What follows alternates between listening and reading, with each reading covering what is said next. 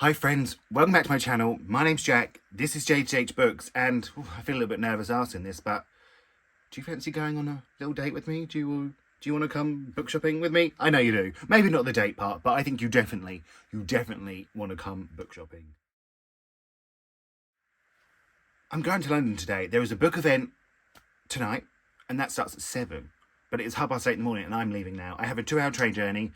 Because when it's that far, I can't just go for the event. I have to make a bit of a day of it. So, we're going book shopping. We're going to hit up the books. And I'd like you to come with me.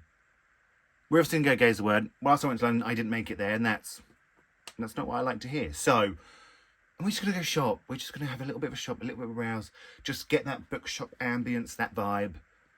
And I'm going to take you with me. We'll show you around. I'll show you a little bit of the event. But the event's mainly going to go on the vlog that I'm filming at the minute. And let's just have a good day. This is a very short intro because I need to go to catch my train. So, let's go. Let's go book shopping. I'll meet you there.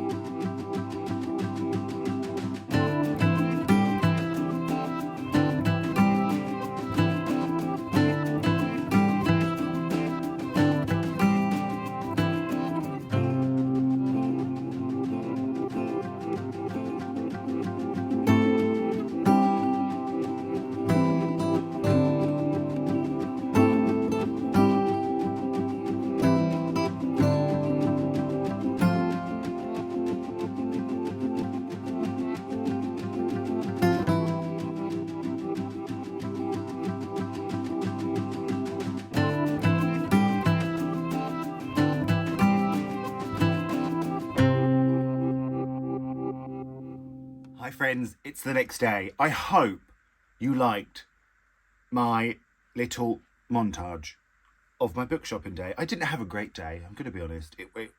The event that I went to in the evening was fantastic, and I loved to hear the authors speaking about their books, and they were so sort of engaging and so passionate and so funny, and it's always makes a book so much more interesting, like when you...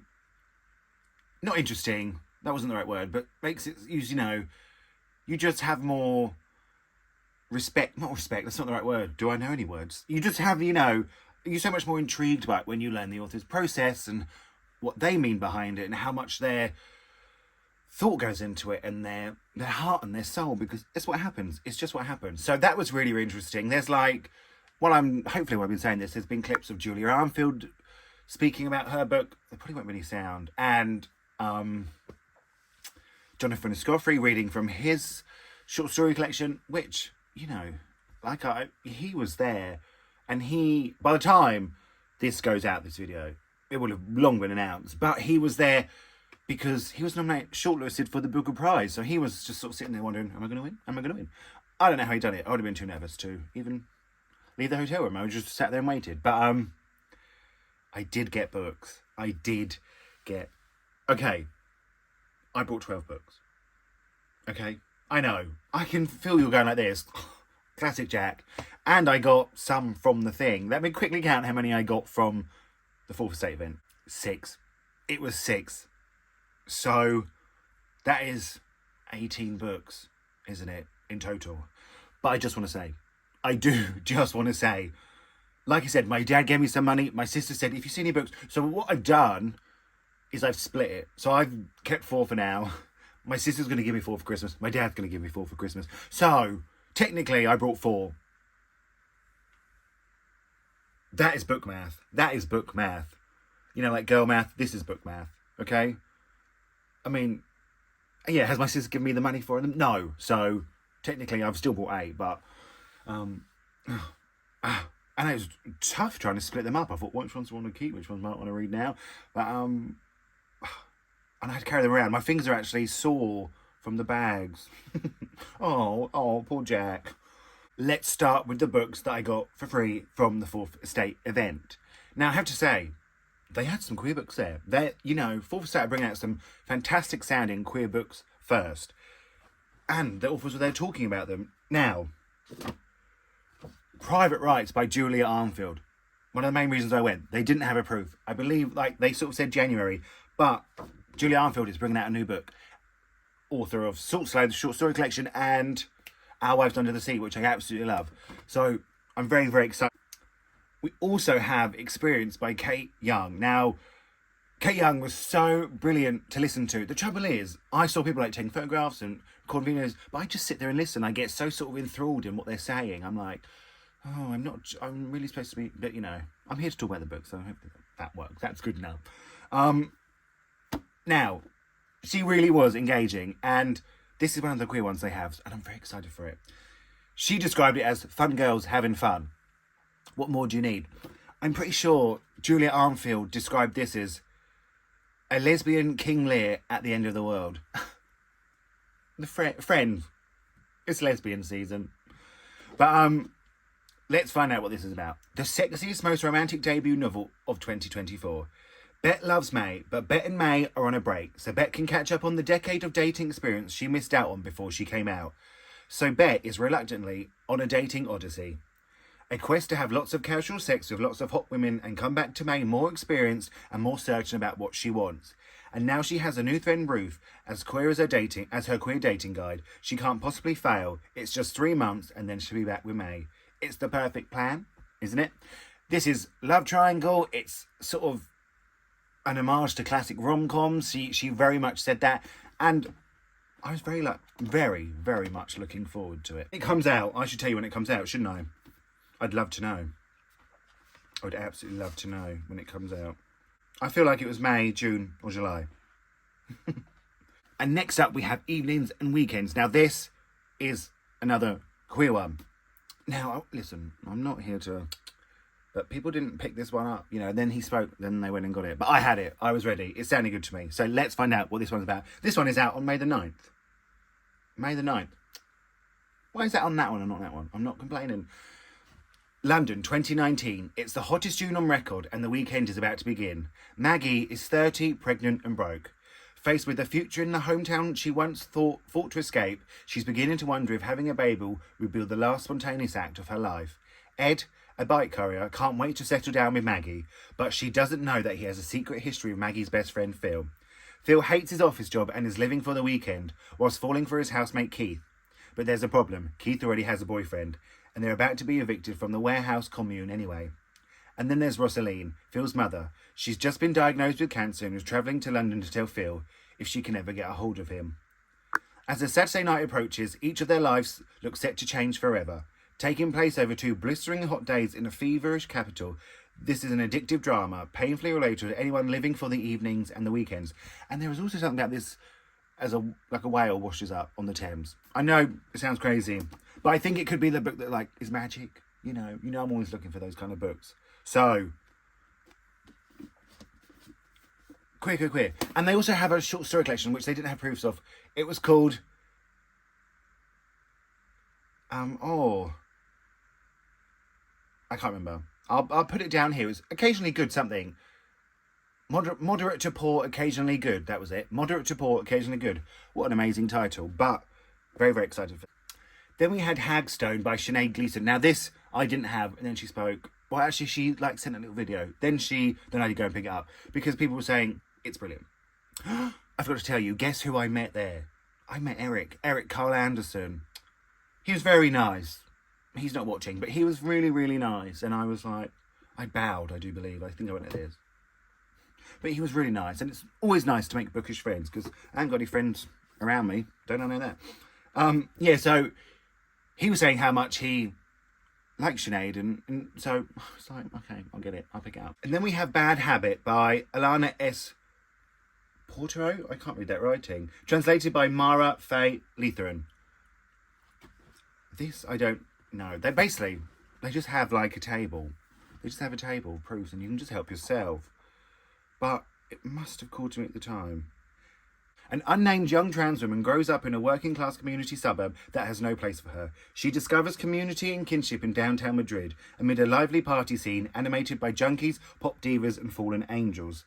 But with each step she takes forward, she finds herself confronted by a violence she does not yet know how to counter. In this thrilling and yet often terrifying world, each choice can truly be a matter of life and death. Fourth Estate. I'm just proud. I'm proud of what you're doing. I'm proud of you. Also, they are also bringing out RuPaul's memoir. It'll be there. And like, he sent a video in, and God, that man makes himself laugh. And he made us all laugh. And everyone was like, and I was too. Blue Sisters by Coco Mellors. She was not there. She sent in a video, but she is the author of another book, Cleopatra and Frankenstein, which was a huge hit last year and this year because it's coming paperback. It's one of Waterstone's paperback of the years. Huge hits. The girlies love it. The Bookstagram, the TikTok girlies, they absolutely love it. And the people were fighting for these. They were fighting for these, and I was lucky to get my hands on one.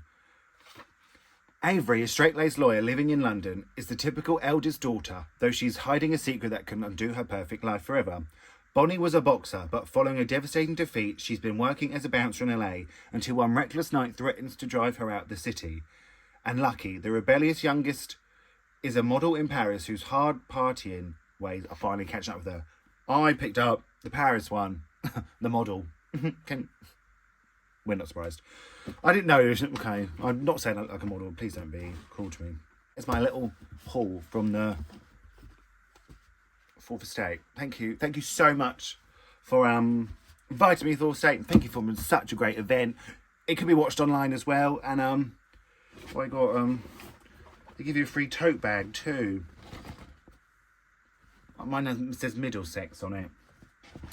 They were just on the chairs.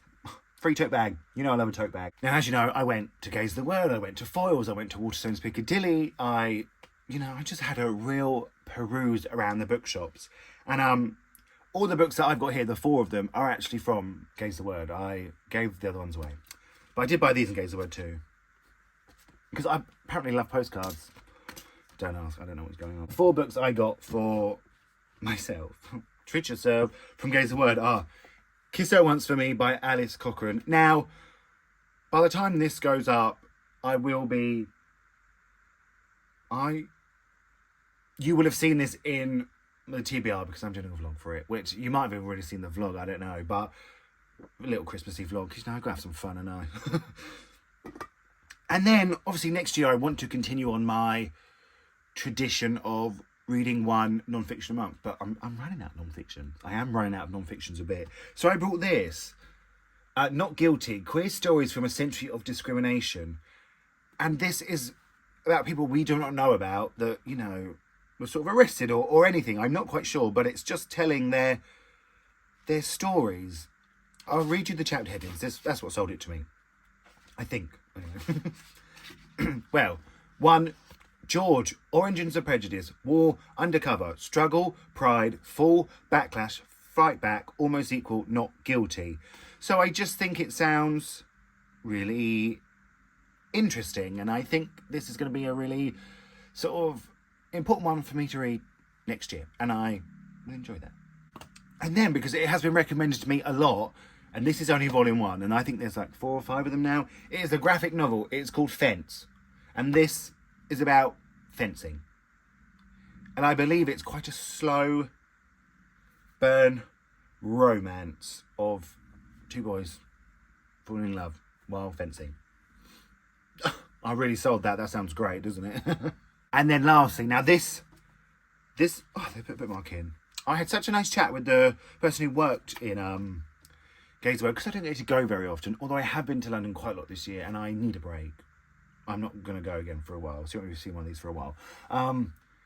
They were like, oh, you really had a good look around, didn't you? Peruse this bookstore. And I was like, yeah, I don't come very often. Like, I like to take my time. And I kept leaving my books on the floor everywhere because, I was carrying quite a few. And they must have thought, he's moving in. But I would if I could. I'd love to work there. But I got Blackouts by Justin Torres. Now, this just won a book prize in America. I wish I could remember what it was. The National Book Awards, maybe. And I've just heard brilliant things. And I am tempted to read it soon, but I also think it could be a favourite. So do I save it for next year and just let it be a favourite for that? I don't know. But I'm really, this is the one I knew I was on the hunt for. One gay lives in a dying room in the palace, a monumental fading institution in the desert. There a young man cares for him, someone who one met only once, but who has haunted the edges of his life ever since. As the end approaches, the two trade stories, resurrecting lost loves, mothers and fathers, and their lives are woven ineluctably into a broader sense of sexuality, pathology, and oppression. And through their conversations, another story is told. That of the radical queer anthropologist Jan Gay, whose groundbreaking work was co-opted and stifled by the committee she served. When it surprised me, I've just heard brilliant things. I'm absolutely ready to love it. So, there we have it. You still saw 10 books there. That's still a lot of books for any day. And when I film a haul after Christmas, you'll see the other ones. Actually, if I put the clip in of me, I filmed myself in a bookstore. That was so nerve-wracking, so embarrassing, but I did pick up that book as well. That hint for the haul later to come. But that was really embarrassing, actually. But I thought, I've got to try. But thank you so much for watching. Let me know if you've read any of these. If you're excited for any of these, let me know. Let me know how many you hauled last, and if it's less than mine or more than mine, that'll make me feel better. And feel free to like and subscribe. That really helps. I'm really trying here to grow this. And I'm going to speak to you all really soon.